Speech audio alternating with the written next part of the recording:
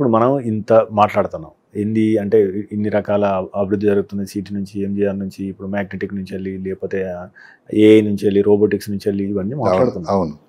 ఇప్పుడు డిమెన్షియా ఉంది for suppose లేదా ఆల్జిమర్స్ ఉంది. సో ఈరోజు ఆల్జిమర్స్ కానీ డిమెన్షియా కానీ మనం ఏం వైద్యం చేస్తున్నాము, మనము దాన్ని ఏది అంటే నీ మతి మరపు ఏదైతే తగ్గుతుందో అది తగ్గుతూనే ఉంటుంది, బట్ మనం వీఆర్ ప్రొలాంగింగ్ ఇట్ అంతే.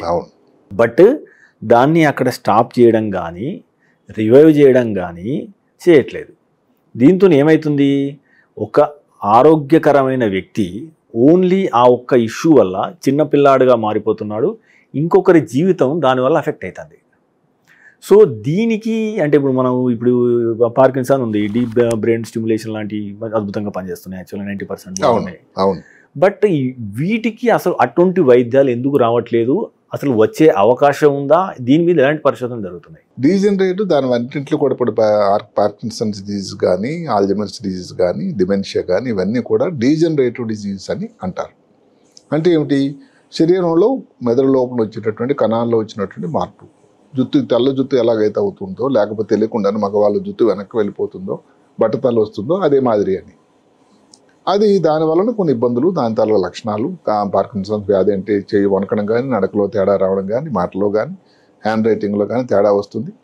ఆల్జిమర్స్లో ఉన్నట్టు జ్ఞాపశక్తి కానీ, సో తన ఉనికిని మర్చిపోవడం, మిగతా వాళ్ళని గుర్తించలేని పరిస్థితి, చాలా విషాదకరమైన పరిస్థితి ఇది కూడా ఉంటుంది.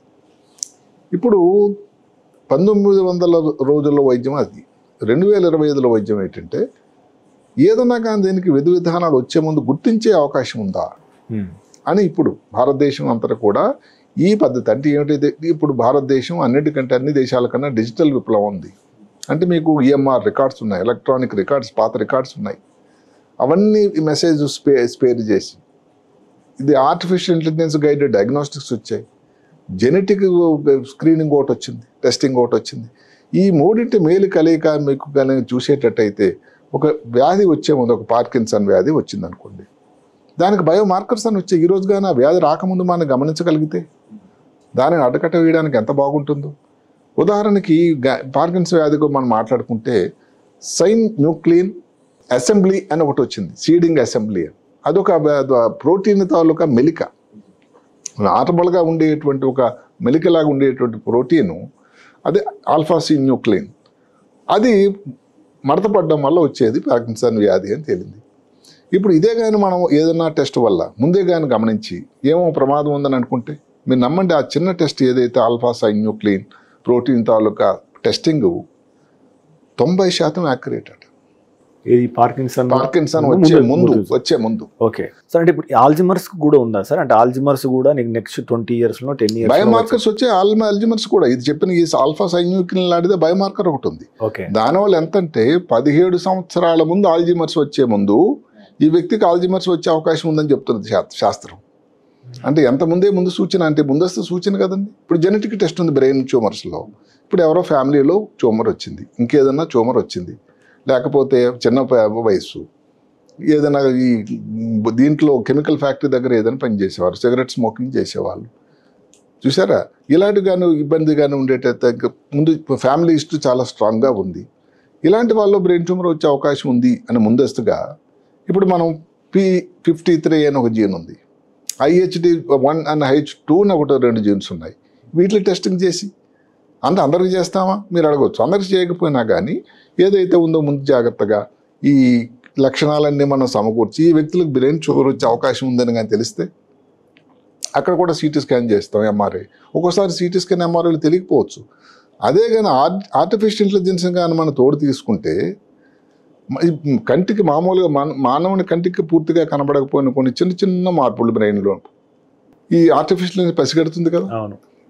ఆర్టిఫిషియల్ ఇంటెలిజెన్స్ అన్నది, చాట్ జీపీటీ అన్నది, ఈ బాట్స్ అన్ని కూడా మాకు శత్రువులని మనం అనుకోకుండా దాని తాలూకు ఉపయోగం కూడా రెండింటికి. ఇప్పుడు మానవాళి మంచిత కోసం మనం ఉపయోగానికి తీసుకోవాలి కదా రెండు కలిసి. ఎంతైనా కానీ మెషిన్కి దానికి ఆ షార్ప్నెస్ ఉంది, దాని అడ్వాంటేజ్ తీసుకొని రెండు కలిసి చేసినట్టయితే వైద్యం చేసేది డాక్టరే, కానీ సూచనలు ఇవ్వడానికి సరిపోతుంది కదా. ఇప్పుడు ఎవరు చేయించుకోవాలనేది క్వశ్చన్ మనం చేద్దాం సార్. అంటే ఇప్పుడు ఆల్జిమర్స్ లేదా ఒక తండ్రికి వచ్చింది అన్నప్పుడు కొడుకుకు లేదా బిడ్డకు లేదా మనమనికి వచ్చే అవకాశం ఎంత ఉంటుంది? సో ఎవరు చేయించుకోవాలి? ఎవరికంటే ప్రతి డిజీజ్ కూడా 1-2% అంటే దీన్ని బట్టి ఉంటుంది.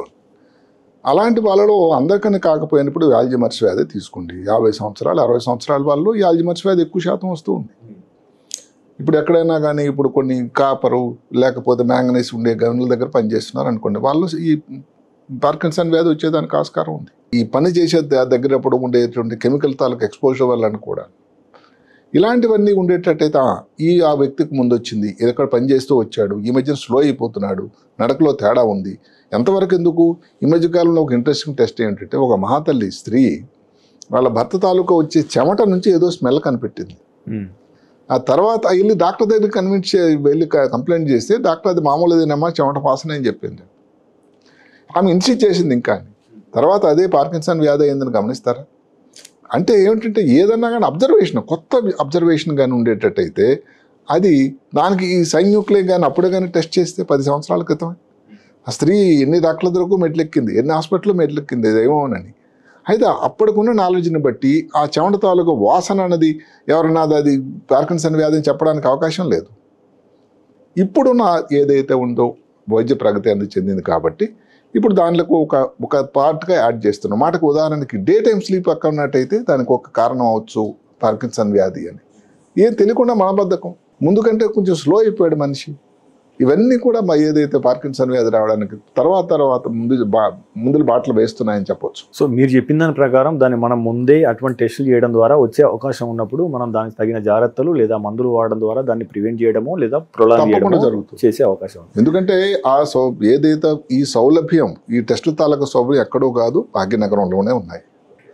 చేయాల్సిందల్లా దానికి ఒకటి అవగాహన, తర్వాత వెళ్ళి చేయించుకున్నట్టయితే దానివల్ల మీకు వచ్చేసిందని కాకపోయినా వచ్చే అవకాశం ఉంది అని గుర్తించడం కూడా అంతే ముఖ్యం. మీరు తీసుకునే అదే మందులు, అదే నాణ్యమైన మందులు, కానీ సగం ధరకే. అవును, మెడ్ ప్లస్ బ్రాండ్స్ పై 50 to 80% తగ్గింపు.